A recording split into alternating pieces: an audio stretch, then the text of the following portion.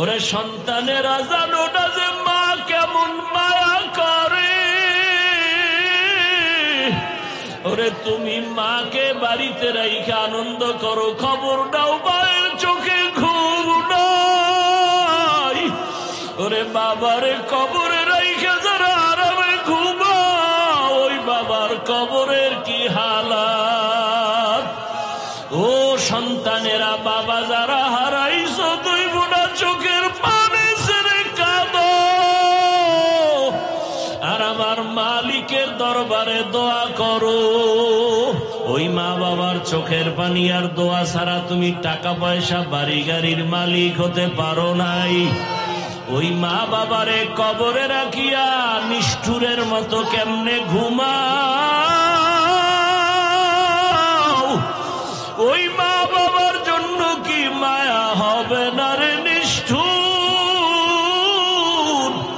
ওই মা বাবার চেহারাটাও কি মনে পড়ে না? ও আয়েশা, হাসরের মাঠের অবস্থা কতটা ভয়ঙ্কর হবে জানো না? নারী আর পুরুষরা সব হাসরের মাঠে উলঙ্গ দাঁড়াবে। সূর্যটা মাথার উপরে নেমে আসবে, সূর্যের গরম তাপে মাটির জমিনটা তামা হয়ে যাবে। গুনাহগার নাফরমানের মাথার মগজগুলো ভাতের মারের মতো ফুটতে থাকবে। আরে জাহান্নামেরও আওয়াজ, হাসরের ময়দানে জাহান্নাম চিল্লাইবে আর বলবে, ও আল্লাহ, বেনামাজি গুলো কই? বেনামাজি নাফরমান গুলো আমাকে দাও, আমার পেটে ক্ষুধা। আরে আয়েশা, সেদিন কি উপায় হবে? জাহান্নামের আওয়াজে হাসরের ময়দানটা থর থর করে কেঁপে উঠবে। ওদিকে আমার আল্লাহ রাগান্বিত হয়ে যাবেন। আল্লাহ রাগ হইয়া আওয়াজ দিবেন, লিমানিল মুলকুল ইয়াউম লিল্লাহিল ওয়াহিদিল কাহ্হার। হাসরের ময়দানটা থর থর করে কেঁপে উঠবে। এ অবস্থা দেখিয়া নবীরা পর্যন্ত কান্না শুরু করবেন। এত কান্নার আওয়াজ। নবীরা কাঁদবেন, আদম নবী কাঁদবেন, মুসা নবী কাঁদবেন, ইব্রাহিম নবী কান্না করবেন। নিজের চিন্তা, উম্মতের চিন্তা থাকবে না। এমন অবস্থা হবে, কঠিন হালাত। আমি রাসূল তখন সহ্য করতে না পারিয়া আমি আমার রবের সামনে সেজদায় পড়ে কান্না শুরু করব। ঈসা নবী কাঁদবেন, নিজের চিন্তা। মুসা নবী কাঁদবেন, নিজের চিন্তা। ইব্রাহিম নবী কাঁদবেন, নিজের চিন্তা। দাউদ নবী কাঁদবেন, নিজের চিন্তা। আদম নবী কান্না করবেন, নিজের চিন্তা। আর আমি যখন কান্না শুরু করব, মাকামে মাহমুদের ভেতরে আমি একটাই আওয়াজ দিব, আল্লাহ, আমার উম্মত, আমার উম্মত, আমার উম্মত। আমার একটা উম্মত জাহান্নামে গেলে আমি জান্নাতে যাব না। ও আয়েশা, আমি তখন আমার উম্মতের চিন্তায় কান্না করব। এখন আমি উম্মতের চিন্তায় কান্না করি। ও নবীর আশেক বাবারা, ও যুবকেরা, তোমার মতো কত যুবক চাকরি করে, ব্যবসা করে, নামাজ ছাড়ে না, লেখাপড়া করে, নামাজ ছাড়ে না। জেনারেল লাইনে তুমি কেন পারবা না? এখনো সময় আছে, তওবা করে নেও।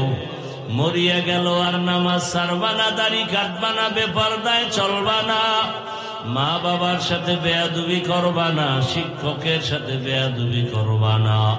ওলামায়ে কেরামের দোয়া পরামর্শ নিয়া নবীর আদর্শ মেনে চলবা। আল্লাহর কাছে তওবা করো, জীবনে তো গুনাহ কম করো নাই। কোন বাচ্চা বাবা বলে ডাকবে না যদি জানে বাবায় চুরি করে টাকা আনে। সন্তান যদি জানতে পারে মানুষের উপরে চুরি ঠেকায় টাকা আনে, ও বলবে এতিম হয়ে থাকবে। এই দুর্নীতিবাজ চরিত্রহীন বাবাকে বাবা বলে স্বীকার করবো না। কি আর শুনবেন এবার বলেন তো আমাকে, কোন বয়ান করলে আপনাদের সুবিধা হবে? এখন আমরা যা লেখাপড়া করে বয়ান করতেছি এগুলি আপনাদের চলে না, এখন আপনাদের থেকে বয়ান শিখতে হবে। ওই যে বলে এক বয়ান বারবার কেন? আল্লাহ হেদায়াত দান করুন। আমি আপনাদের সামনে যে আয়াত ও হাদিস পড়ছি তরজমাটা বলে নেই, সংক্ষিপ্ত কিছু ব্যাখ্যা। অর্ধেক হয়ে গেছে আয়াতের তরজমার আগেই। আসলে মাকসাদ কি, আমরা যে বয়ান করি তার উদ্দেশ্য কি? আপনাদের বিরক্ত হচ্ছেন না তো? গত জুমায় কিছু কথা মসজিদে বলে আসছি এই বিষয়ে। আসলে আল্লাহ পাক 500 আয়াতে শুধু বিধান দিয়েছেন, খুব খেয়াল করবেন কথাগুলো। 500 আয়াতে কি দিয়েছেন? বিধান মানি। এ বিষয়ে গেলে আবার অনেক দূরে চলে যাবে। আচ্ছা, বিধান হালাল হারাম, জায়েজ না জায়েজ, বৈধ অবৈধ এর বিবরণের নাম বিধান। যেমন আকিমিস সালাহ, নামাজ কায়েম করো, একটা বিধান। আতুজ যাকাত, যাকাত আদায় করো, একটা বিধান। হুররিমাত আলাইকুম উম্মাহাতুকুম, তোমার মাকে তোমার জন্য হারাম। বিবাহ, মরা প্রাণী, মরা জানোয়ারের গোশত তোমার জন্য হারাম, একটা বিধান। 5 ওয়াক্ত নামাজ পড়ো, ফরজ, একটা বিধান। এই যে বিধানগুলো দিলেন, এরকম আয়াত আছে কত? এই উঠেন কেন আপনারা? মোনাজাত দিয়ে দেব? আমি বুঝি না, এমন কপাল লইয়া দুনিয়াতে জন্ম নিলেন কেন যে নিজে কারো উপকার করতে পারলেন না, ক্ষতি করে গেলেন। কত কষ্ট করে আসছে, এই মানুষগুলো আসছে, একটু বয়ান করব, আপনি উঠে ডিস্টার্ব করতেছেন। আর আমরা তো ওই বয়ান করি না যে আপনি পান খাবেন, চা টানবেন আর আমি বয়ান চালায় যাব, সেই বয়ান শিখে আসি নেই। আমরা তো তাদের লাথি খেয়ে, থাপ্পড় খেয়ে এখানে আসছি, যাদের বয়ানে বেনামাজি বসত, সুদখোর বসত, চোখে পানি নিয়ে বাসায় গিয়ে ফজরে মসজিদে যাইত। আমরা তাদের লাথি খেয়ে এখানে আসছি। তাদের বয়ান চলতো মানি মনে হয় যেন ওয়াশিং মেশিনে কাপড় চুপুর দিচ্ছে, যারা ওয়াশিং মেশিন চালান, ভেতরে একটা তুফান চলতেছে, আওয়াজ, ভেতরে তুফান। এটা ওয়াশিং মেশিন, ইখলাসের ওয়াশ চলতেছে। মানুষের দিলের মধ্যে একটা তুফান, কান্নাকাটির হালাত দেখে আসছি তাদের বয়ান। সামনে কেউ পান খাবে আর চা খাবে, এই মাইকের স্ট্যান্ড উঠায় মারতো তার মাথার উপর। আর তামাশা করি বয়ানে বসে, তামাশা। মন চাইলে বসলাম, মন চাইলে উঠে গেলাম, গল্প করি। জানি না, এই যে বলতেছি আমি মরে যাবো, আমার আওয়াজ বন্ধ, নতুন আর এক মুখ এসে বসবে, সে বলবে কিনা জানা নেই। দিন যত আসতেছে, আধুনিকতা বাড়তেছে। ওই আজকেও একজনে আমাকে পরামর্শ দিতেছে, মাদ্রাসার জায়গা নিছি, আপনারা শুনছেন হয়তো, প্রায় 20 কোটি টাকার এক প্রজেক্ট, মালিকের টাকা দিতে পারতেছি না। এত ভক্ত, আমি কি সব ফকির আমার ভক্ত, টাকা পয়সা দেওয়ার ভক্ত নেই। কথা, আপনি লাইভ দেন, লাইভ। আমার অনেক পরামর্শ দিল। আমি বললাম, মাদ্রাসায় যেটা আসি এটাও যদি চইলা যায়, হুশ থাকতে আমি লাইভে আসবো না।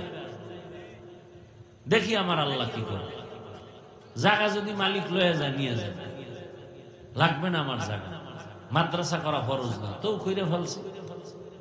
এবার মরে গেলে আল্লাহ যদি দিন হেফাজত করতে চায়, দিন হেফাজতের জিম্মা তো হাফিজুর রহমানের হাতে না। দিন হেফাজত কোন পীরের হাতে না, ডাইরেক্ট আল্লাহ নিছেন হেফাজত। আমি থাকবো না এখানে, আল্লাহ কাকে দিয়ে হেফাজত করাবে সে আল্লাহ ভালো জানে। আমার টেনশনের কি আছে, আমার মাথা ব্যথার কি আছে? কোন লাইভ নেই। অনেকেই তো দেন, কিন্তু লাইভ দিয়ে গোটা দুনিয়াটা কিনে ফেলুক। এই ওয়াজে বলি শুধু এতটুকু যথেষ্ট, কথায় আসছে এজন্য বলে ফেললাম। ওরা বলছে, ওর নাম কি নাই, এটি ভাগছে কই, এটি কই, এটির ওয়াজ লাগে না, কমিটির ওয়াজ লাগে না, না আমার বসায় গেছে ইয়ারা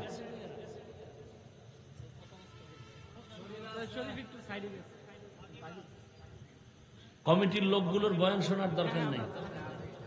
বউ কথা কয় না, হাত দিলে এরপরে মাথা গরম হয়েছে। কয় বছর করা ওই ওয়াজ?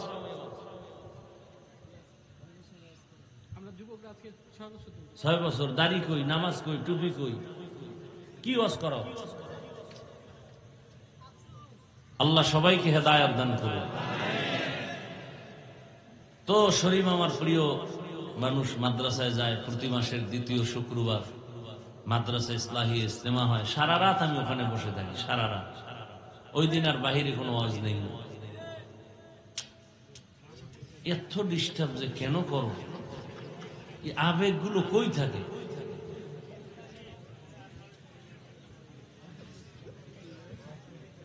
আল্লাহ হেদায়েত দান করে। তো বলল হুজুর আপনি মাঠে কালেকশন করবেন মাদ্রাসার জায়গার জন্য। তো চিন্তা করলাম এই কারবার শুরু করলে কি না জানি আবার শুরু। দেখতে নারী চলন বাঁকা।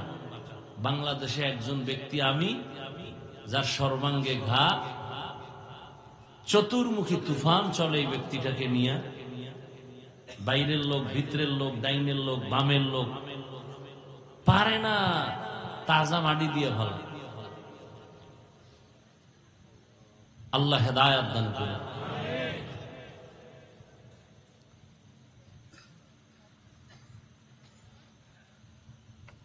দোয়া করবেন। যেহেতু কথা আসছে বলেই ফেলছি, আমি ইচ্ছা ছিল না কিছু বলার।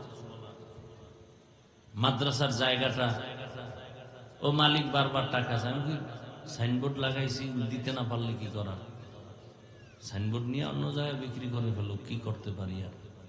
আল্লাহর কাছে কাঁদতেছি, বাইতুল্লাহ যাই ধৈরা কান্দেছি, আর কি করবো?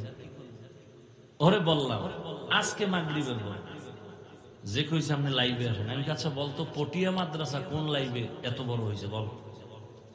হাটহাজারী মাদ্রাসার জন্য লাইভ দিছিল কারা বল?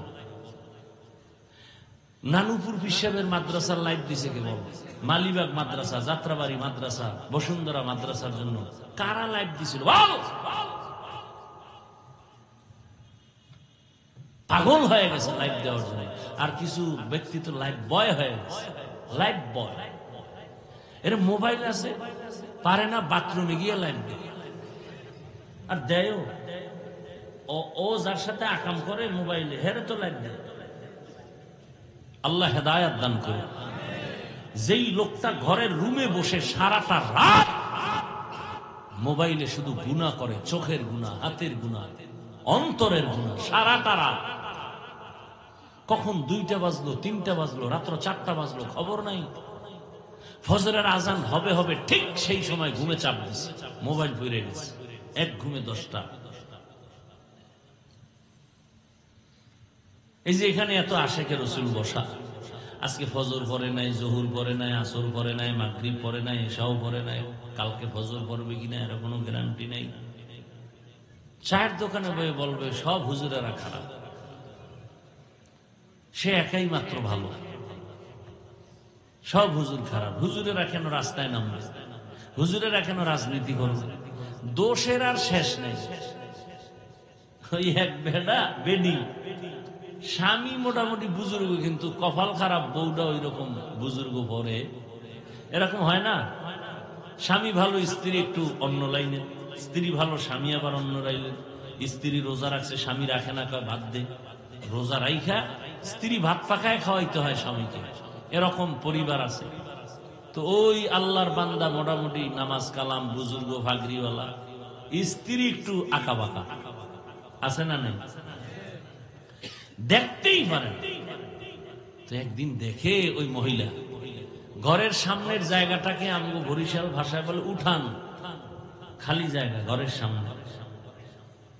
তো এই উঠানে শূন্যের উপরে এক পাগড়িওয়ালা ঘুরে বাতাসে, এরকম চরখার মতো।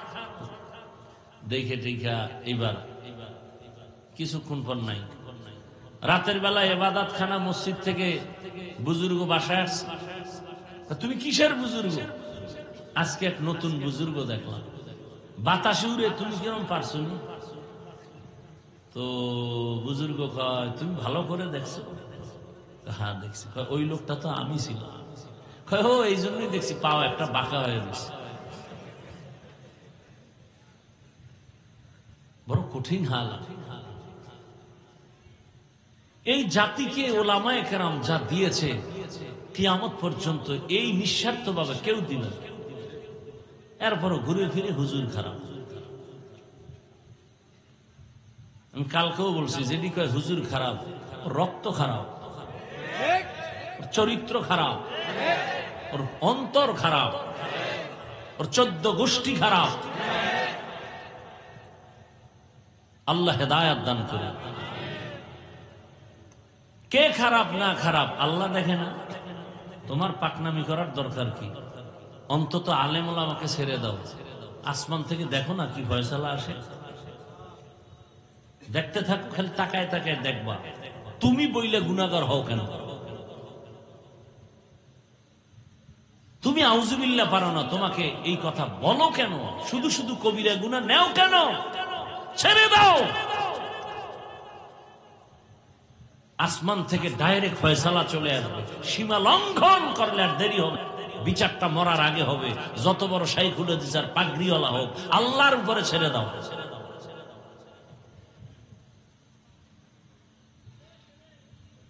আল্লাহ আমাদের হেদায়াত দান করে।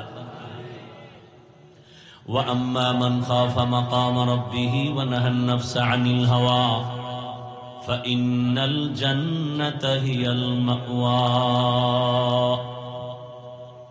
আল্লাহ বলেন, কিয়ামতের দিন আমার আদালতে দাঁড়াইয়া হিসাব দেওয়ার ভয়, জমিনে জিন্দা অবস্থায় যেই মানুষ নিজেকে গুনাহ থেকে দূরে রাখবে, আমি আল্লাহ ওয়াদা করেছি আমি তাকে বিনা হিসাবে জান্নাত দিব।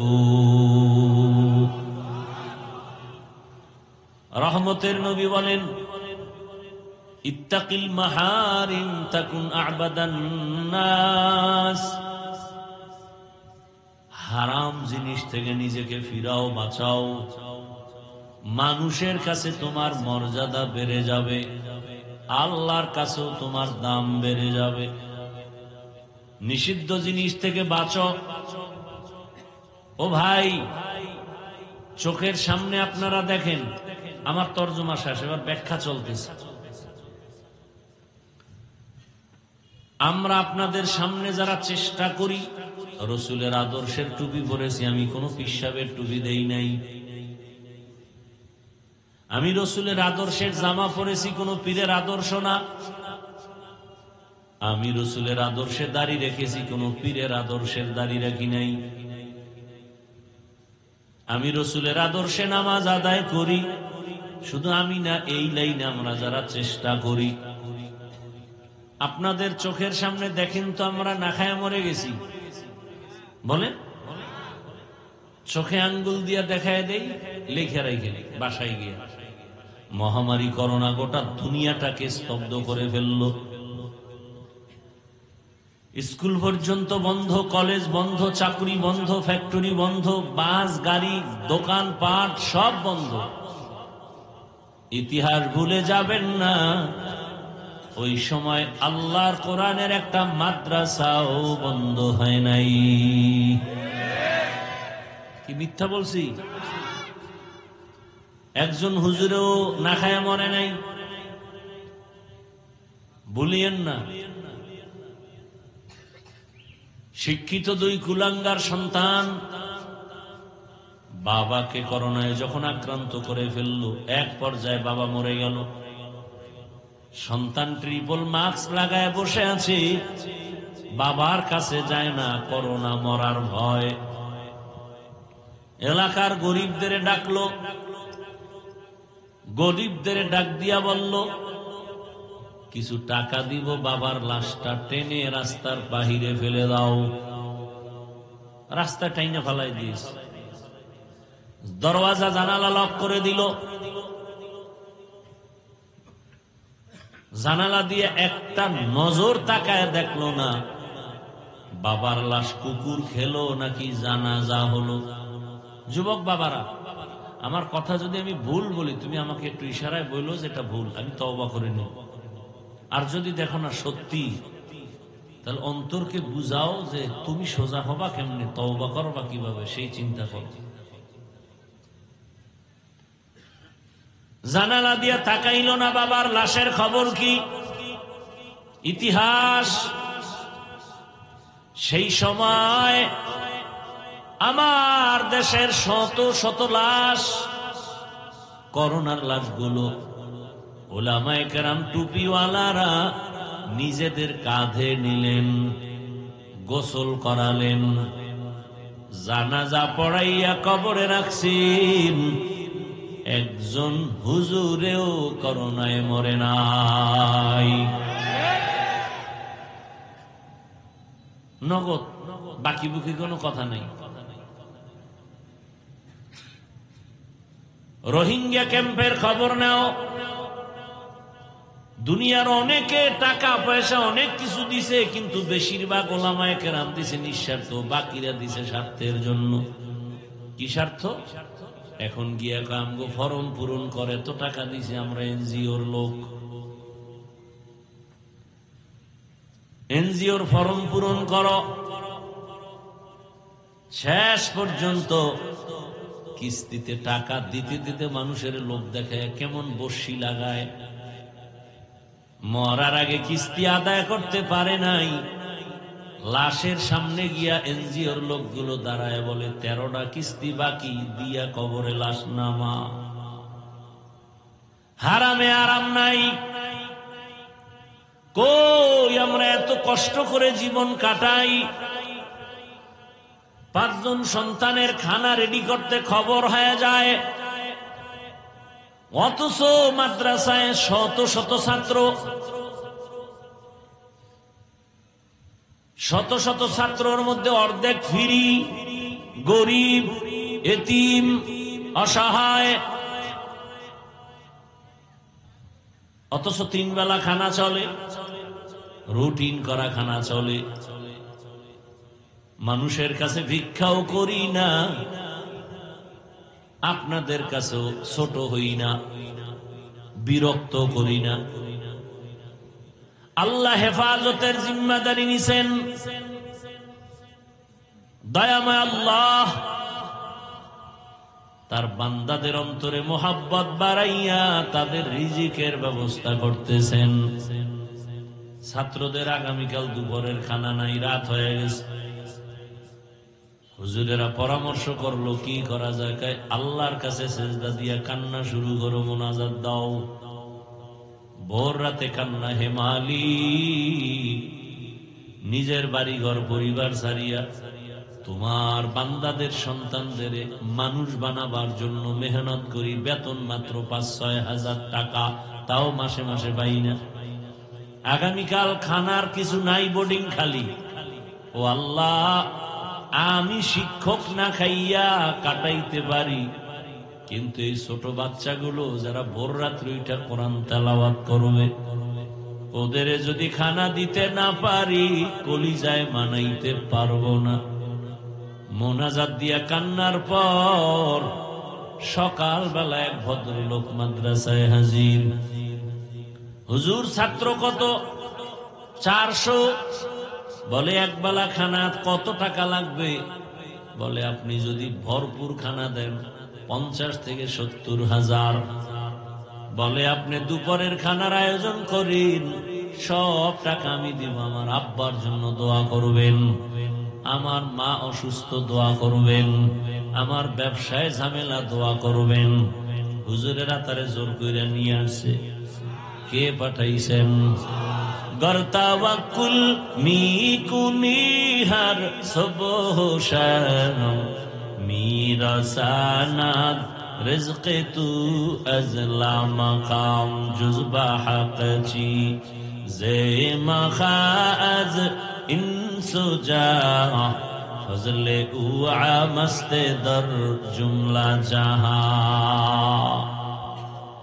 আপনাদের চোখের সামনে নবীজির আদর্শ মানিয়া জেনারেল লাইনে আপনাদের মতো কত বান্দা, হুজুর না, স্কুলে পড়ে, কলেজে পড়ে, চাকরি করে, ব্যবসা করে, 5 ওয়াক্ত নামাজও পড়ে, দাড়িওয়ালা। আপনারাই জবাব দেন, আছে না নাই?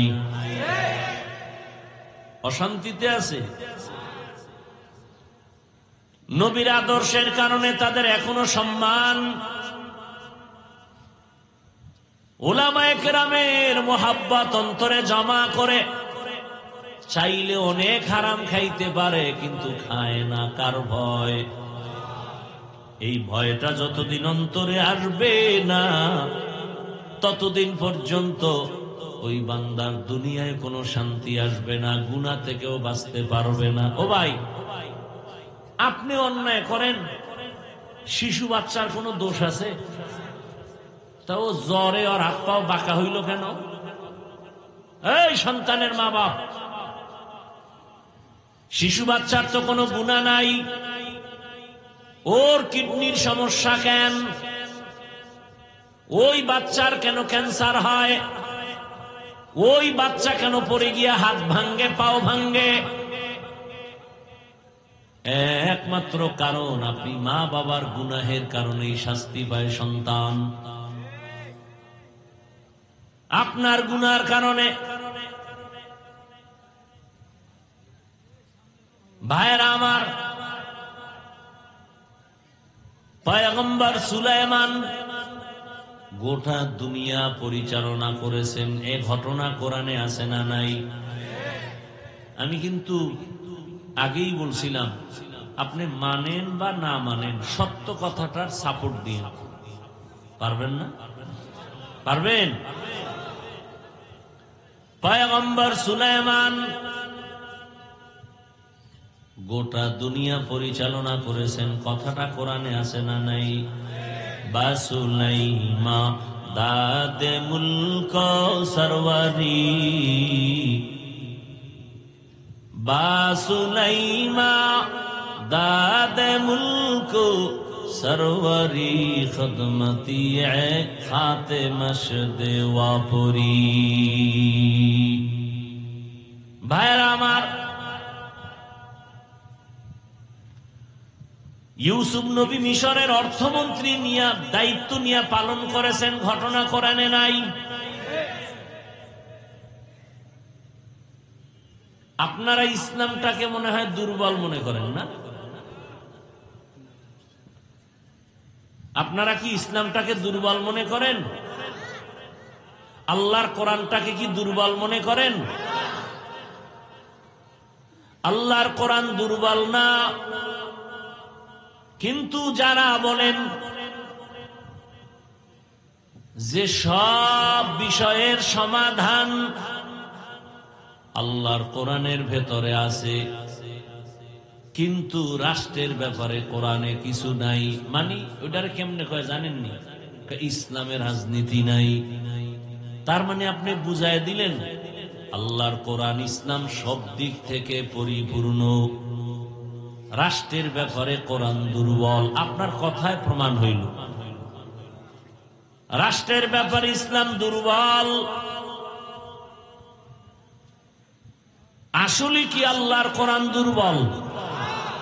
আসলে কি রসুলের হাদিস দুর্বল? আসলে কি ইসলাম দুর্বল? আল্লাহ বোধহয় ভুলে রাষ্ট্রের ব্যাপারে কোনো সমাধান দেন না। কি বিষয়টা এমন? বরং মানুষের জীবনের যত লাইনের যত সমস্যা, সব কিছুর সমাধানের একমাত্র ঠিকানার নাম ইসলাম। দুনিয়াতে আর কোন ঠিকানায় গেলে সমাজের, রাষ্ট্রের কোন সমাধান নিখুঁত ভাবে পাবেন না। ভেজাল আর ভেজাল।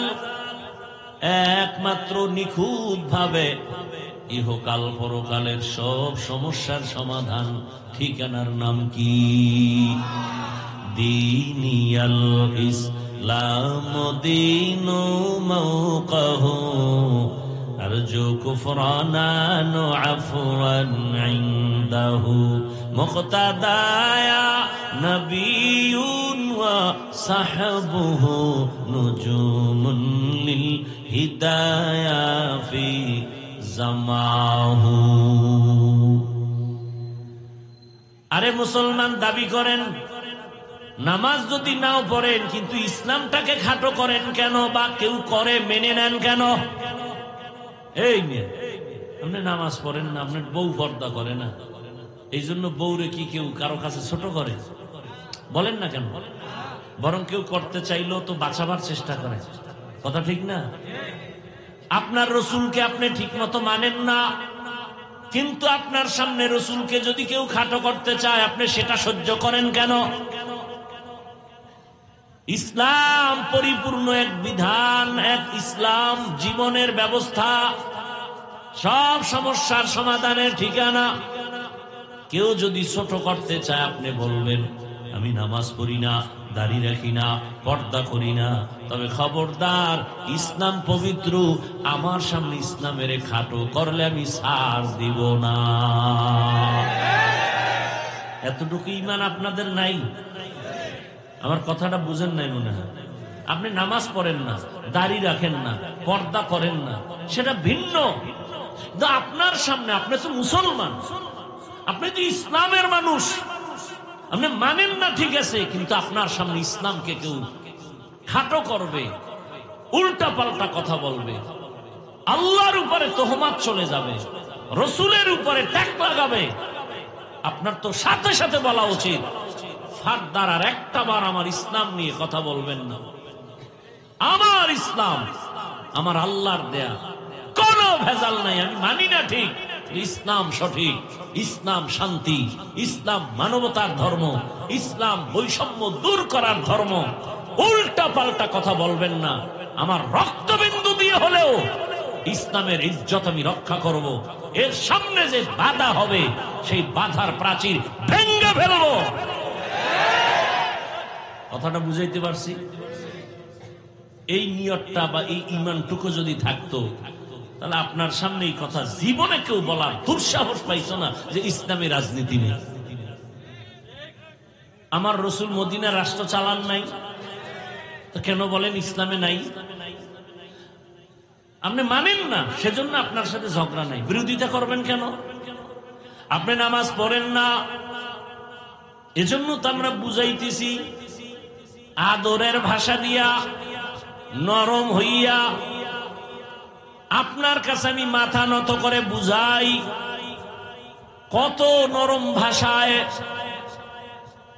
জানো আপনি ইচ্ছা করে নামাজের দিয়ে আসেন, আপনার একটা গালি দেই না, কিন্তু বিরোধিতা করবেন না তো এটা ছাড় দেওয়ার কোন রাস্তা নাই।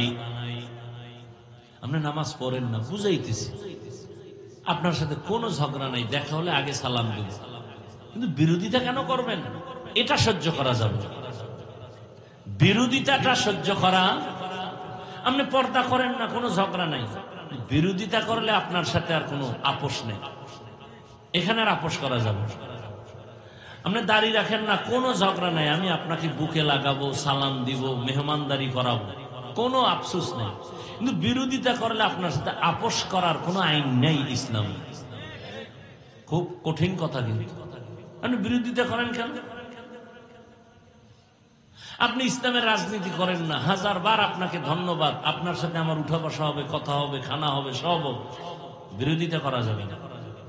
যে আমি দুনিয়ার কিছু ধান্দায় পড়ে গেছি, তো বাকি ইসলাম ঠিক, ইসলাম ঠিক, কোরআন ঠিক, আমি মানি না সেটা ভিন্ন, আমার শয়তানের বন্ধু বানায় নিছে, আমি দুনিয়াদার হয়ে গেছি। ইসলামের বদনাম যেন আপনি না করেন, আপনার সামনেও যেন ইসলামকে কেউ খাটো করার সুযোগ না পায়। ইসলামকে ইসলামের মর্যাদায় রাখেন, দেখবেন একদিন আপনারও মর্যাদার রাস্তা খুলে যাবে। সহজভাবে বুঝেন কথাগুলো। ওয়া আম্মা মান খাফা মাকাম রাব্বিহি ওয়া নাহান নাফসা আনিল হাওয়া। এত বয়ান, এত বয়ান, কথা বলতে কি কষ্ট।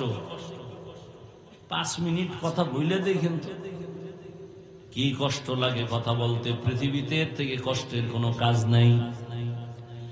এত কষ্ট, আবার এর মধ্যে যদি প্রতিদিন, আবার যদি হয় 2-3টা, আবার যদি হয় আনলিমিটেড, আবার যদি হয় খাই না খাইয়ার ঘুম না মাইরা, এই যে হজর ঢাকা সেই কুড়িগ্রাম থেকে 3টা বয়ান শেষ করে আসছি, কারণ ওদিকে যাইতেই পারি না। বছরে 2, 4, 5, 6 দিন যাই।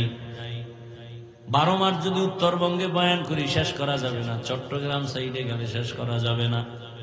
যেহেতু সারা দেশে দৌড়াই, কি করব, মানুষের আবদার রক্ষা। লজ্জায় পইরাও দেওয়া লাগে। কতটুকু বাধ্য হই যে হেলিকপ্টারে নিবে। আমি বললাম ভাইজান আগের থেকে ভাড়া কিন্তু 3 গুণ বাইরে গেছে। হবে, তারপরও নিব। দুপুরে গিয়ে আপনি আধা ঘন্টা বয়ান করে আসবেন।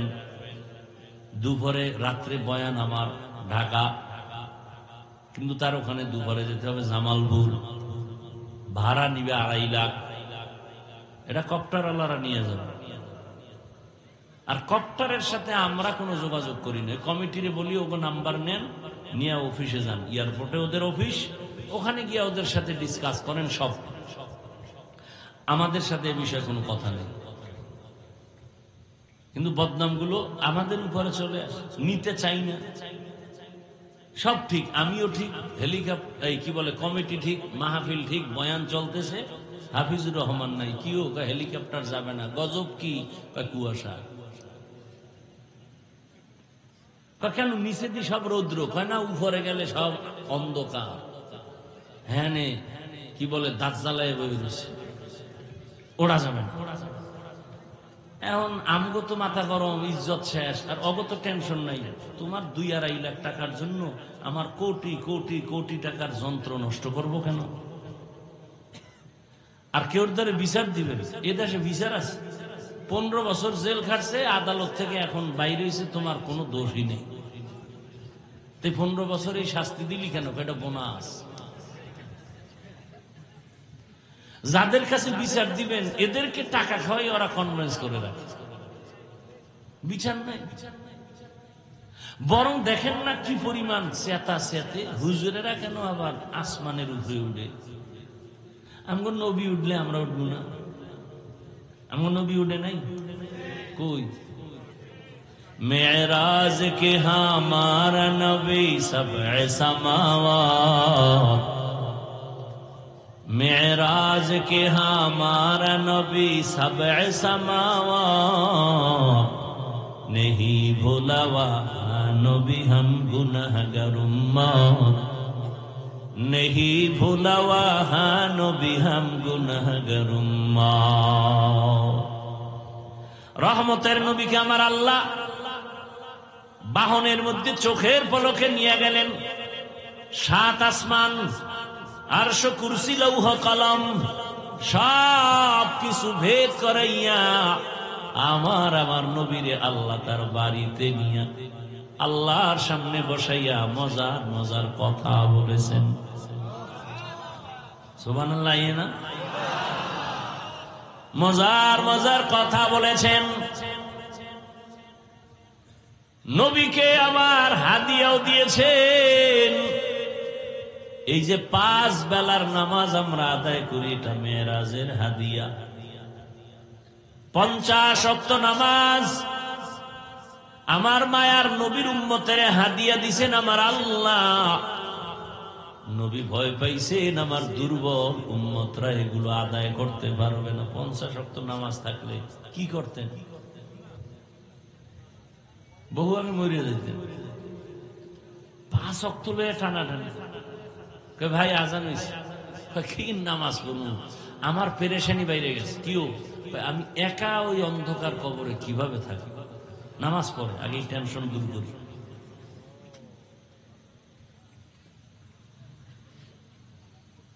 পাঁচ ওয়াক্ত নামাজ কমাইতে কমাইতে কমাইতে কত আছে লাস্টে? নবীর মনটা গেছে বেজার হয়ে, আহা আমার উম্মত সব বেশি পাইব, কমতে কমতে গেল সব।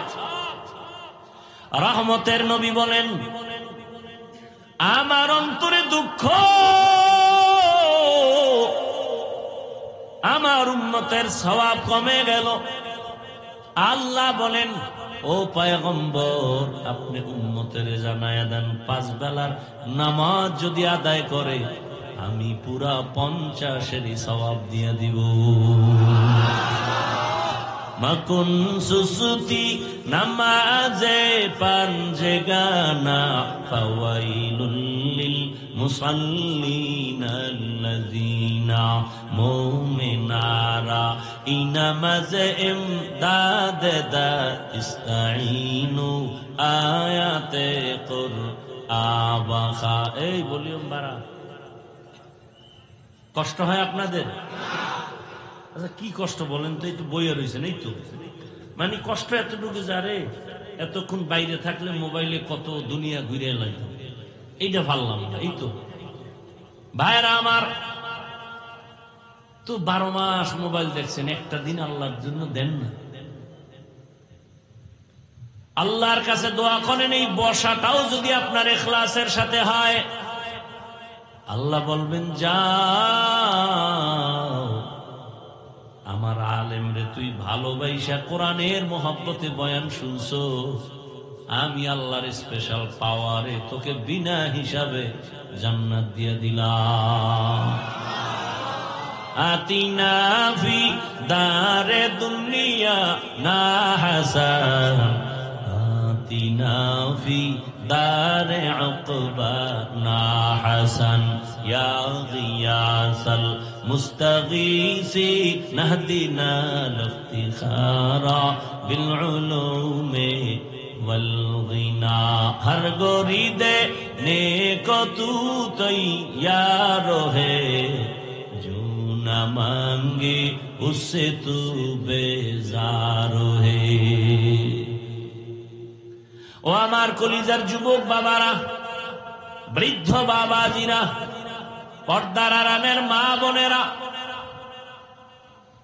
এত বয়ান আর এত বয়ান, জুমার খতিবের বয়ান, আমাদের বক্তাদের বয়ান, পীর মাশায়েখের বয়ান, দাওয়াত ও তাবলীগের বয়ান, এরপরেও কেন আমাদের আমলের খাতা শূন্যের কোঠায়? কারণ কি? ব্যবসায়ী ভাই জেনে শুনে কেন কাস্টমারের সাথে মিথ্যা বলে ধোকা দেয়? কর্মচারী মালিকের সাথে কন্ট্রাক্ট 8 ঘন্টা ডিউটি করবে, কেন ফাঁকি দেয়? জানে ফাঁকি দেওয়া গুনাহ, এরপরও করে। মিথ্যা বলা গুনাহ, জানার পরে কেন বলে? কারো উপরে আক্রমণ করা জুলুম, জানার পরেও কেন করে? চুরি করা গুনাহ, এরপরও চোর কেন চুরি করে? এখানে আইয়াও মোবাইল নেই, ওয়াজে ফেরেশতারা মোবাইল চুরি করে। টাটকা বয়ান দি হই না, মোনাজাতের পরে নাই, মোবাইল শেষ। এরকম কুলাঙ্গার আছে না নাই? আল্লাহ হেদায়েত দান করুন। ভাইরা আমার, এত কিছু সব জানার পরেও কেন আমলের খাতা শূন্যের কোঠায়? একমাত্র কারণ আমাদের মাঝে একটা মেডিসিনের অভাব। কিসের অভাব? ওই মেডিসিনটা আমার মধ্যে না থাকলে আমিও বেতালে আছি, আমিও ওয়াদা ঠিক রাখি না। কেন বলে? মেডিসিন আমার মধ্যেও দুর্বল। পাগড়ি মাথায় দিছি ঠিক, তবে আমার সন্তানের সাথে আমি হক আদায় করি না। কেন বলে? মেডিসিন দুর্বল। ওই মেডিসিনের নাম হলো আল্লাহর ভয়। কার ভয়? দুনিয়ার যে ব্যক্তি আমার আল্লাহকে ভয় করবেন, দুনিয়ার সব মখলুক তাকে ভয় করবে। যেই ব্যক্তি আমার আল্লাহকে বেশি মহব্বত করবা, দুনিয়ার সব মখলুক তোমাকে মহব্বত করবে। তুমি আল্লাহরে মহব্বত করো, পিপিলিকা তোমাকে মহব্বত করবে, বিধর্মীরা তোমাকে মহব্বত করবে, গর্তের প্রাণী তোমাকে মহব্বত করবে, বাঘ তোমাকে মহব্বত করবে, মাছ তোমাকে মহব্বত করবে। এগুলো বহু দেখে আসছি, বহু আল্লাহওয়ালার চোখের সামনে দেখেছি। আমাদের সাগরের পার বঙ্গোপসাগর, কুয়াকাটা, সেই ছোটবেলার কথা। উজানির কারি ইব্রাহিম রহমাতুল্লাহ আলাইহি, তার 11তম সন্তান কারি মনজুর আহমদ রহমাতুল্লাহ আলাইহি, যার হাতে ধইরা আমারে ধইরা উজানি নিয়ে গেছেন, লেখাপড়া করালেন, আর বারবার দোয়া করতেন, আল্লাহ। বাচ্চাদের মতো কাঁদতেন মাঝে মাঝে। আমার কাছে এদিকে দিকে কান্না করে এই যে পানি ভরে না, এটা হাতে মাখে, এই হাতে মাখে, চেহারায় মাখে, মাথায় মাখে। কয় এটি কেন করি জানো? জানো কেন? কয় চোখের পানি আল্লাহর ভয়ে কানলে ওইটা যেখানে লাগবে ওখানে জাহান্নামের আগুন লাগবে না। আর তার হাতের মধ্যে আমার হাত ঢুকাই এভাবে দোয়া করতো, আল্লাহ ওরে দিয়ে একটা বড় মাদ্রাসা দিতে চাই, তুমি একটু কবুল করো। তো মাদ্রাসা হয়েছে, তিনি তো আর নাই। আউলিয়ারা কারে উকবা ইখতিয়ার, জাহেলারা কারে দুনিয়া ইখতিয়ার। মেডিসিনটার নাম কি বলেন? হে খোদা দয়াময় রব্বুল আলামিন,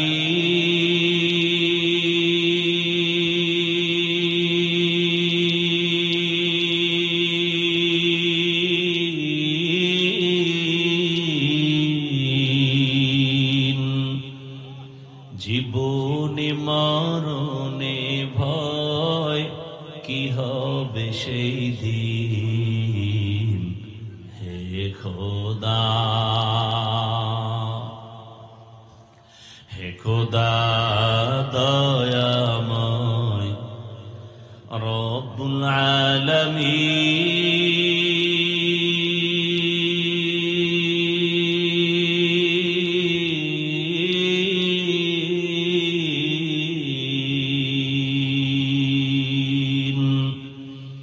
জীবনে মরণে ভয় কি হবে সেই দিন, হে খোদা। ধরাতে আসিয়াজি বড়ই অসহায়,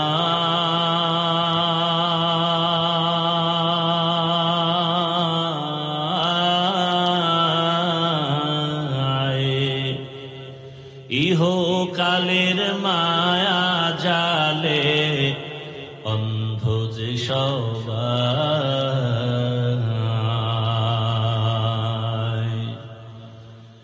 ধরাতে আসিয়াজি বড়ই অসহায়,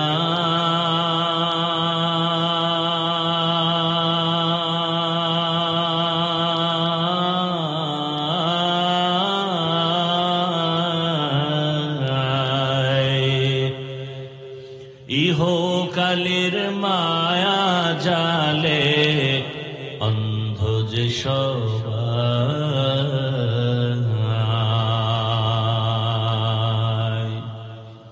দাও হেদায়াত মুক্তি দাতা, দাও হেদায়াত মুক্তি দাতা, গফুরুর রহিম।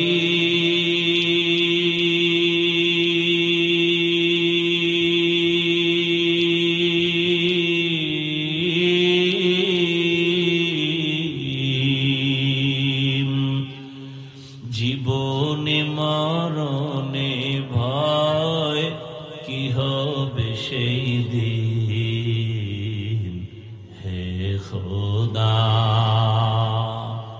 হে খোদা দয়াময় রব্বুল আলামিন,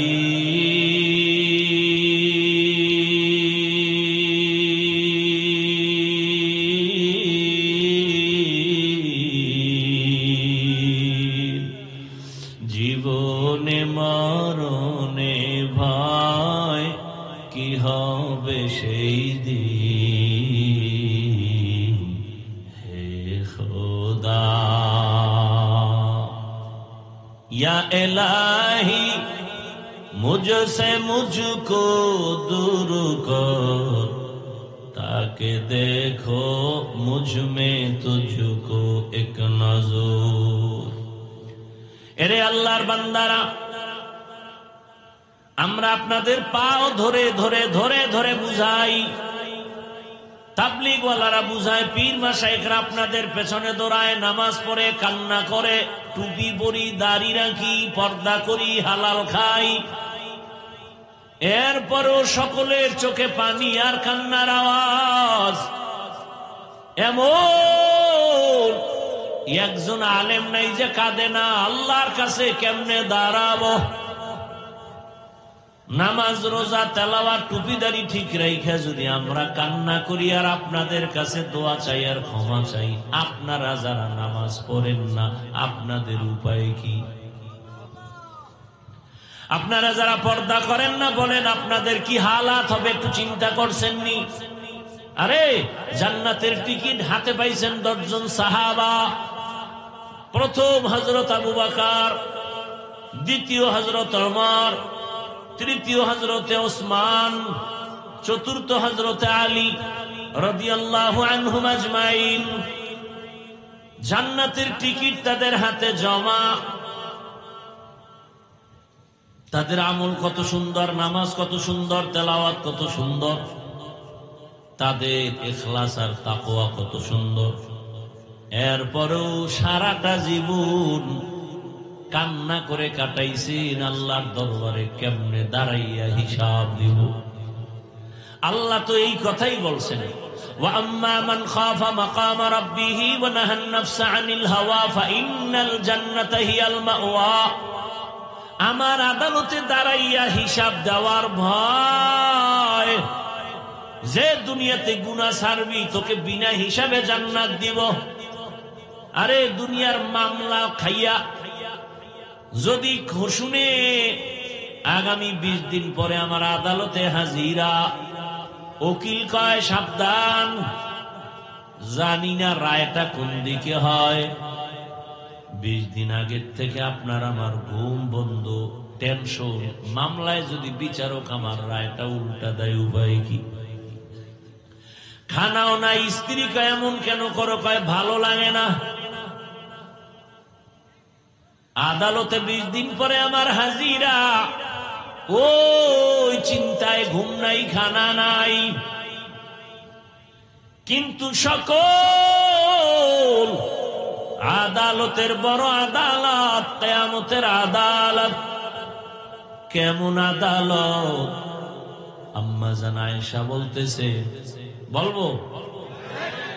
আম্মা জান আয়েশা বলেন, আমি 6 বছর বয়সে আমার সাথে রাসূলের বিবাহ। খেয়াল করিয়েন ও পর্দার আড়ালের আম্মা জানেরা, বোনেরা, কয়দিন আর দুনিয়ায় থাকবেন আর বাহাদুরি করবেন? চোখের সামনে আপনার কত আপনজন চলে গেল। আপনার মতো কত মা এই অত্র এলাকায় আছে, 5 ওয়াক্ত নামাজ পড়ে, পর্দা করে, স্বামীর মাল হেফাজত করে, মোবাইলে সময় নষ্ট করে না। এমন মা নাই? ও আম্মা জান বলেন, আপনি কেন পারবেন না? আল্লাহর আযাবের কি ভয় নাই? সময় থাকলে একটা ঘটনার ইঙ্গিত দিয়া যাব রে মা। আম্মা জান আয়েশা বলেন, রহমতের নবীর সাথে আমার কয় বছরে বিয়া? 6 বছর বয়সে বিবাহ। 9 বছর বয়সে আমি রাসূলের ঘরে গেলাম। আমার বয়স যখন 18, রহমতের নবী তখন দুনিয়া থেকে বিদায় হয়ে গেলেন। আর আমগো দেশে 18 বছরের বোনের তো বিয়াই হয় না। কি 18 বছরে বিয়া হয় না? তো হয় না, বরং এর উপরে আবার আগুন জ্বালায় দিছে, কয় বাল্য বিবাহ হবে না, বাল্য বিবাহ বন্ধ। হয়তো বাল্য বিবাহ চলবে না তো কি চলবে? কয় আকাম চলবে। আকাম, আকাম চালাও, বিবাহ চলবে না। আকাম কেমনে করবি? বইয়ের মধ্যে শিখাবো, রেডি থাক। কেমনে আকাম করবি, প্রেম কেমনে করবি, এগুলো শিখাইবে ক্লাসে। কি সুন্দর সিলেবাস। গানের শিক্ষক গান শিখাবে, গান। এজন্য আলাদা মাস্টার রেডি কইরা স্কুলে দেওয়ার জন্য, প্রাইমারিতে দেওয়ার জন্য পাগল হয়ে গেছে। আমগো শিক্ষানীতির যারা মুরব্বী তার মানে কুকুর নি রাস্তাঘাটে যেমন যৌবনের আদান প্রদান করে, কেমন যেন তারা চায় এই সমাজের মানুষগুলো, যুবক যুবতী যেখানে সেখানে যৌবনের আদান প্রদান করবে, দেশটাকে জাহান্নামের আখড়া বানাবে, বেশ্যাপাড়া বানাবে, প্রস্কোয়াটার বানাবে। হুজুর যদি বয়ান না করতো, মাদ্রাসা না থাকতো, কত আগে জানি এটা জাহান্নামের বাগান হয়ে যেত। ওলামায়ে কেরাম যখনই মাঠে নামে কয় পারবে না, পারে না কোনটা বলো। ওলামায়ে কেরাম যেখানে নামছেন আন্দোলনে কামিয়াব হয়ে গেছেন। কোন নাস্তিক, কোন বেঈমান কর্মসূচি দিয়া আগাতে পারে নাই। বাল্য বিবাহ হবে না, আকাম কিন্তু চলতেই আছে। জেনা চলতেছে, প্রেম করে, কোনো বাধা নাই। এগুলো বললে যুবক রাগ করিস না, আমি তোর কল্যাণ চাই। এই তুই এখন আকাম করবি, বিয়া টিয়া করিস না। আমি কথা যা বলি একেবারে কাটছাট কইরা বলি, এতে আর কোনো গুরানি ফিরানি নেই। তুই যদি মেয়ের চরিত্র নষ্ট কর, বিয়া টিয়া করিস না। কারণ তুই 4-5টা মাইয়ার চরিত্র নষ্ট কইরা যদি বিয়া করো, ওই মাইয়া তোর ঘরে একটা আসবে না, বউ হইয়া আসবে না, জল্লাদ হইয়া আসবে। 4টা মাইয়ার চরিত্রের জুতার বাড়ি দিয়া ঝাল মিটাবে। বাচ্চা থাকলে আমার বলিস, আর যদি মইরা যাই কবরে গিয়া জুতা মারিস যে হাফিজ মিথ্যা বলছিলি কেন? জুতা মারিস আমার কবর, লেখা রাখ। তোর চরিত্র যেমন, তোর বউ যেটা হবে তার চরিত্র তেমন। কোরআনের আয়াত, আল খবিসাতু লিল খবিসিন, খবিসের সাথে খবিসা। না হুজুর আমার ডানা কাটা ভরি, কোরআনের কসম খাইছে। কোরআন শপথ করছে, কোরআন মাথায় নিয়া মাইয়ায়। আমি বললাম বল ওই মাইয়ার সিরিয়াল কত? কোরআন নিয়া মাথায় শপথ খাইছে, আবার সিরিয়াল কি? আমি বললাম তোর সিরিয়াল যত, মাইয়ার সিরিয়ালও তত। তুই যদি 3 মাইয়ার পরে এই মাইয়ার সিরিয়াল হয় 4, ভালো করে লেখা রাখ, ওই মাইয়ারও 3 ছেলের পরে তুই সিরিয়াল 4। তোরে ফকির বানায়া, ভিক্ষুক বানায়া তারপরে হিজরতে যাবে তোর ওই বউ। কি হাসো না? টের পাবি যে জুতার বাড়ি খাবি, ওদিন টের পাবি। হাস, বাইরে যে। আমি হাসির জন্য বলি না, আমি কথা বলি অল টাইম, আমার কলিজার থেকে কথা বলি, চূড়ান্ত মুহাব্বত নিয়ে কথা বলি। একটা মানুষকে জাহান্নাম থেকে বাঁচাবার জন্য বলি, হৃদয় থেকে বলি, কাউকে খুশি আর বেজার করার জন্য নয়। আমি কলিজা দিয়ে মুহাব্বত করি। আমার কলিজার যুবক কেন চরিত্রহীন হবে? আমার কলিজার যুবকের তো আল্লাহ এই পরিমাণ মেধা দিয়েছেন যে তার একটা যুবকের এক মেধা দিয়ে গোটা দুনিয়াটাকে কন্ট্রোল করবে। সেই মেডিসিন আমার যুবকের ভেতরে আছে, নষ্ট হবে কেন? তুমি ইঞ্জিনিয়ার হও, ডাক্তার হও, প্রফেসর হও, তুমি এসপি হও, ডিসি হও, ওসি হও, এমপি হও, মন্ত্রী হও, চেয়ারম্যান মেম্বার হও, তোমার মধ্যে এত মেধা, গোটা দেশটাকে কন্ট্রোল করার ক্ষমতা আছে। কিন্তু চরিত্র যদি নষ্ট করো, খোদার কসম মৃত্যু পর্যন্ত কেউ তোরে চাকরিতেও রাখবে না, ব্যবসায়ও নিবে না, ধুকে ধুকে কান্না করে মরা লাগবে। চরিত্রহীনের কেউ চাকরিতে নেয়। আমাকে হুজুর বাদ দেন না, হুজুর বাদ। আপনাকে লাইনে কেউ আপনারে ভালোবাসা নিবে চাকরিতে? জীবনের অমূল্য সম্পদের নাম সুন্দর চরিত্র। হেলায় খেলায় জীবন কাটাইলির যুবক, কয়দিন আর যৌবনের বাহাদুরি করবি? কয়েকদিন আগে কি ফেসবুকের মধ্যে তোমরা দেখো না রে বাবা, বিদেশ থেকে টাকা অলংকার নিয়ে আসছে, বাড়ি যাবে, এয়ারপোর্টে নামছে, গাড়িতে স্ত্রী সন্তানরা আগায় নিতে আসছে, গাড়িতে আনন্দ মিছিল দিয়া দিয়া বাড়ি যায়, বাড়ির কাছাকাছি যায়, গাড়িটা পানির মধ্যে পড়ে গেছে। কয়েকদিন আগে না, লোকটা কাঁদতেছে, স্বর্ণ অলংকার হাতে নিয়া। আরে মানুষ বিয়া কইরা খাইয়া না খাইয়া বউ মাইয়া নিয়ে এক জায়গায় থাকলো, একটা আনন্দ আছে। আমার কপাল কেন এত খারাপ, টাকার জন্য বিদেশ গেলাম না, বউ সন্তানের আনন্দ পেলাম, কিছুদিন পরে আসছি, অলংকার টাকা নিয়ে কয়েক মাস থাকবো, পরে আবার যাব, কিন্তু আমার কপাল বড় খারাপ, আমার হাতের উপরেই আমার বাচ্চাটা মরে গেল, আমার হাতের সামনে, চোখের সামনে আমার স্ত্রী মারা গেল। আজকে তুমি সুন্দরভাবে বয়ান শোনো, কালকে এই সময় আল্লাহ মাফ করুন বুঝাবার জন্য বলি, হতে পারো হসপিটালের রোগী, হতে পারো কবরের বাসিন্দা, দুনিয়াটা কিছুই না রে মুমিন, এখনো সময় আছে, তওবা করো। আম্মা জান আয়েশার কথা বলতেছিলাম, 6 বছরে বিবাহ, নবীর ঘরে আসছেন কয় বছরে?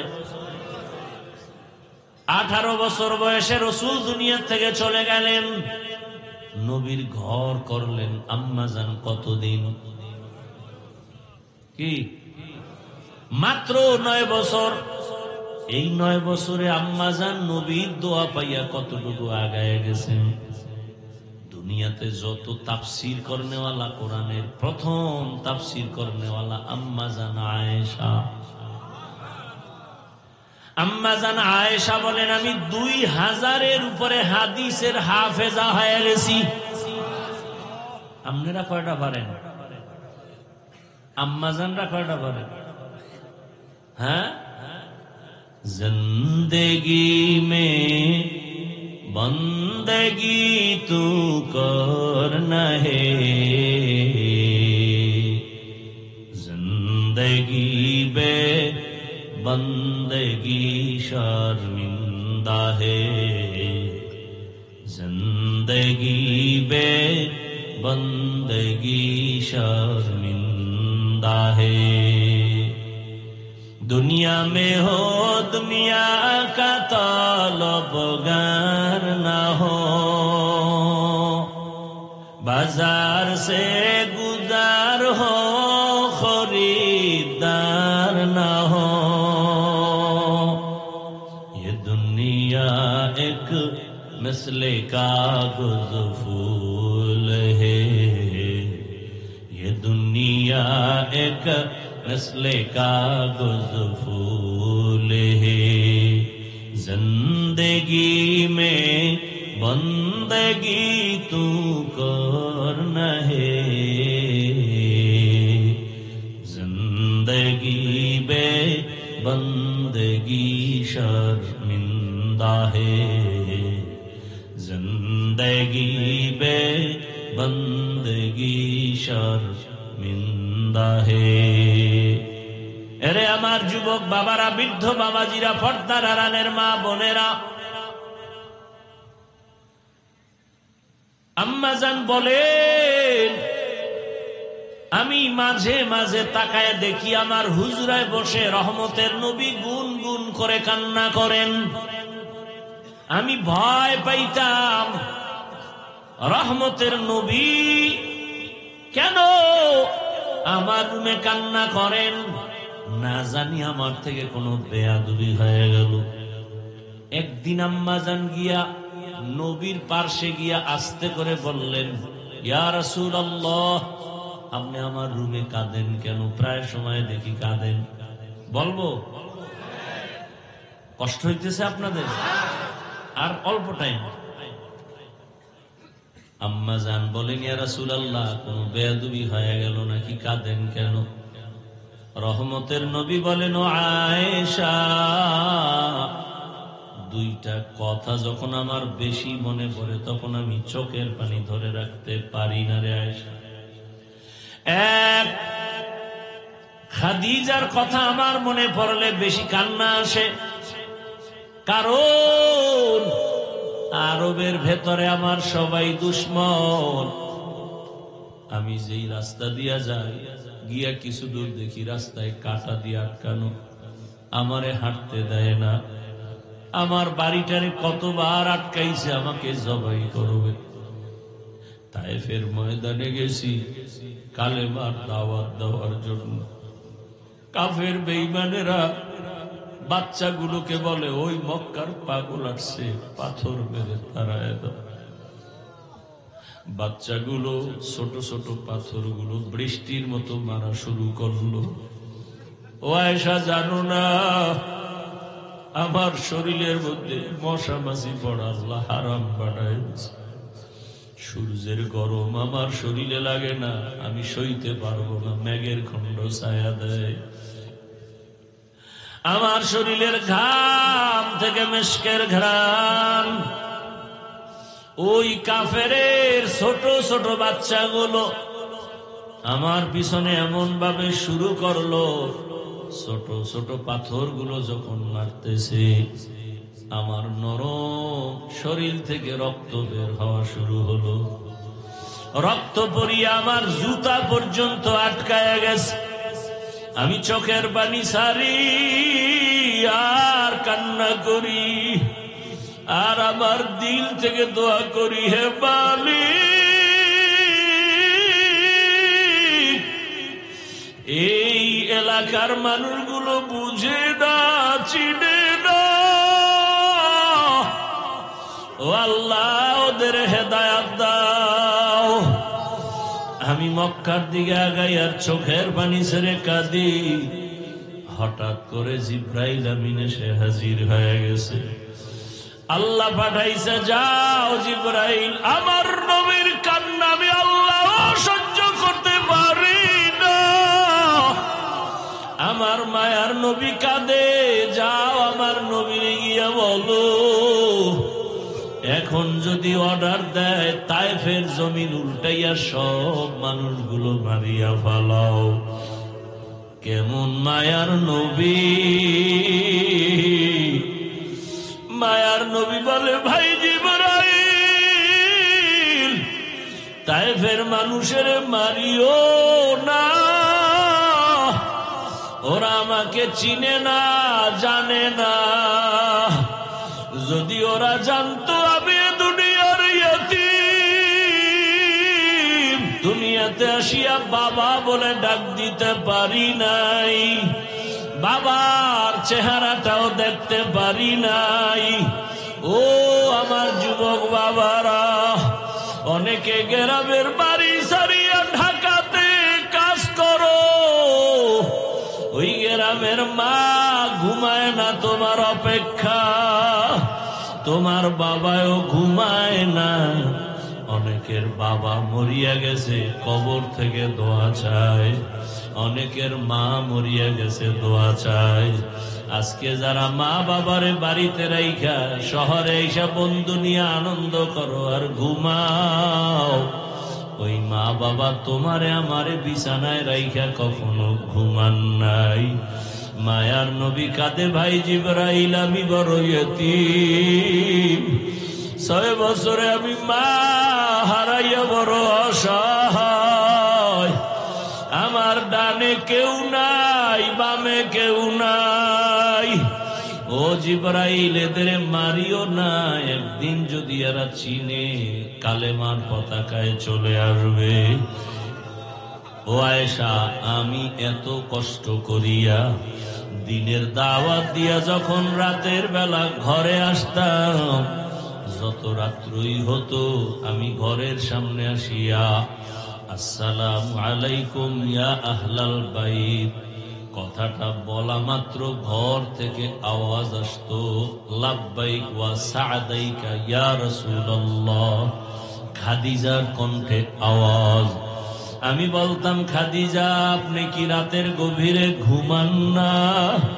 খাদিজা চোখের পানি ছেড়ে কাঁদতেন আর বলতেন, ও রবি, আমি জানি আপনার মা নাই, আপনার বাবা নাই। আমি খাদিজা 2 জন স্বামী বিদায়ের পরে আপনার ঘরে আসছি। আমার একাধিক সন্তান রেখে আমি আপনার ঘরে আসছি। আমি সন্তানের মায়া বুঝি, আপনার চারদিকে দুশ্মন। আপনার মা যদি থাকতেন, আপনাকে বাহিরে রেখে মা ঘুমাইতেন না। ওরে সন্তানেরা জানো না যে মা কেমন মায়া করে।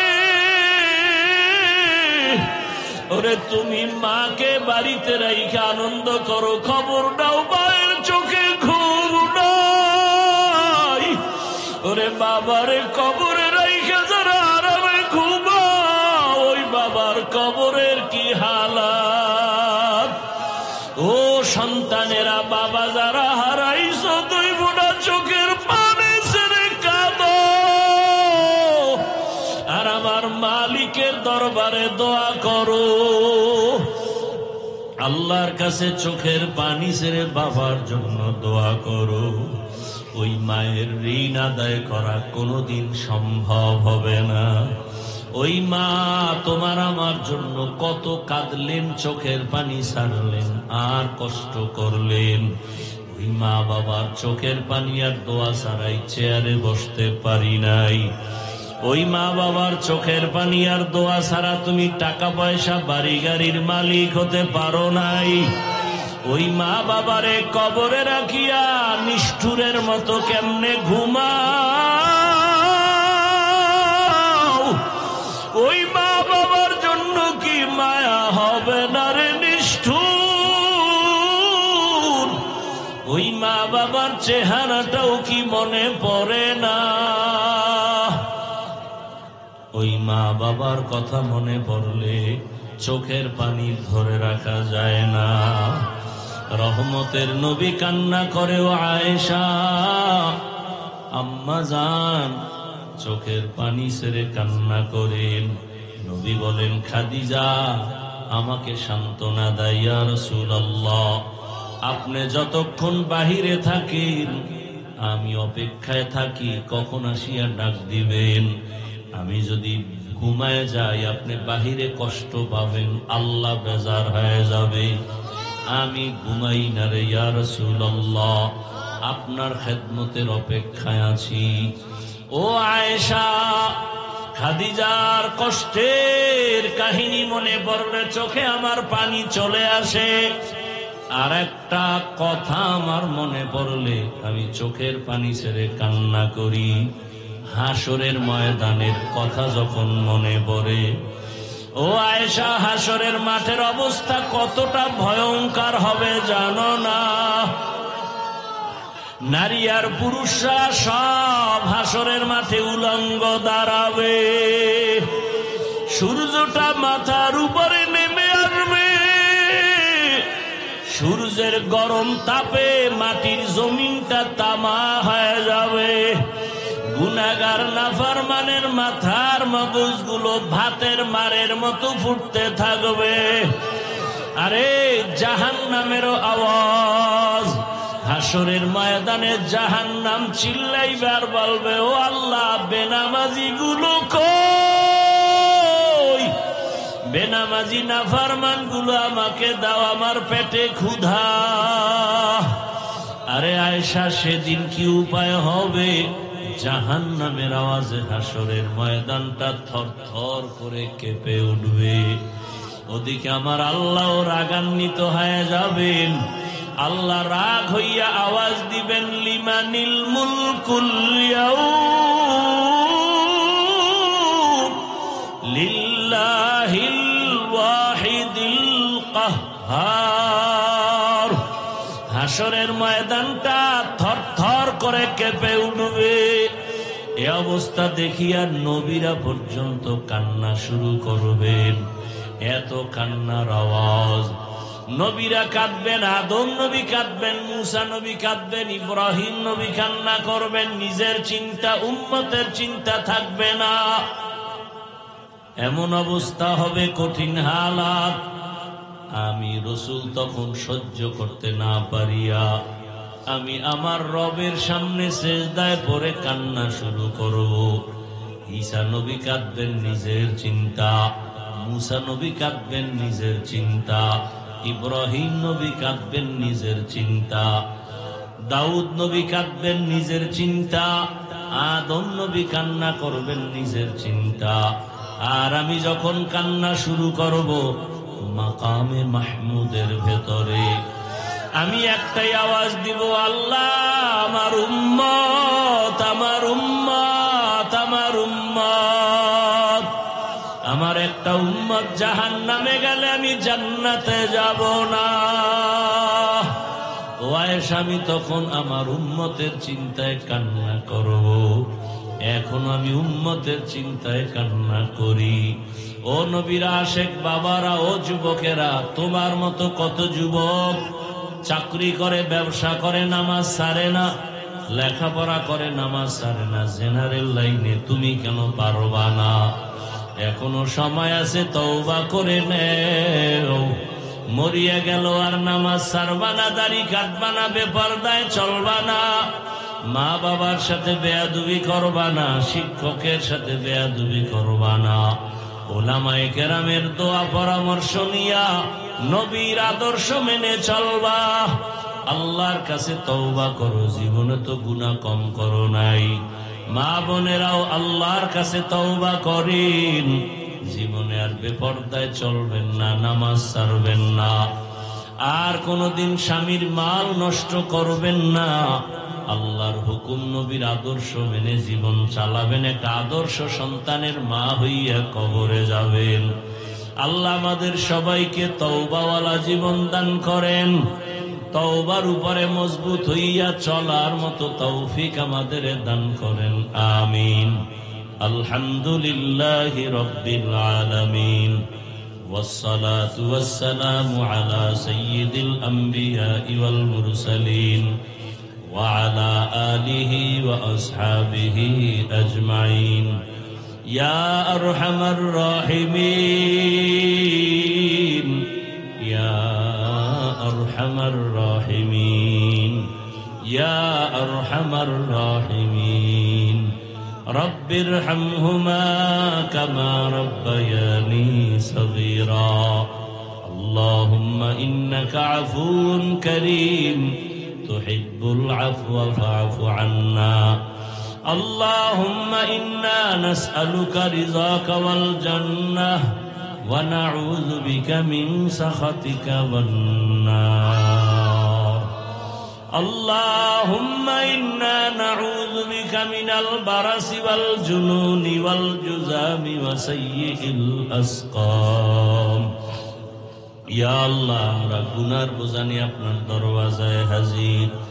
আয় আল্লাহ, মেহেরবানি করে আমাদের গুনাহ মাফ করে দেন। আয় আল্লাহ, এই মাহফিল কবুল করে নেন, আয়োজনকারী সহযোগিতাকারীদের কবুল করে নেন। আয় আল্লাহ, এলাকায় শান্তি দান করেন, মা বোনদের আবেদা পর্দাওয়ালা বানায় দেন, সন্তানগুলো নেককার বানায় দেন। আয় আল্লাহ, ঘরে ঘরে সুন্নতের আমল চালু করে দেন, নবীজির সুন্নাতওয়ালা জিন্দেগি দান করেন, নবীজির রওজা জিয়ারতের জন্য কবুল করে নেন। আয় আল্লাহ, বাইতুল্লাহর গিলাফ ধরে লাব্বাইক বলার তৌফিক দান করেন। আয় আল্লাহ তাআলা গুনাহমুক্ত জীবন দান করেন, মা বোনদের আবেদা বানায় দেন, সন্তানগুলো লেখাপড়া পরীক্ষায় কামিয়াবি দান করেন। আমার কলিজার যুবকদের দিনদার বানায় দেন, মোবাইলের গুনাহ থেকে হেফাজত করেন।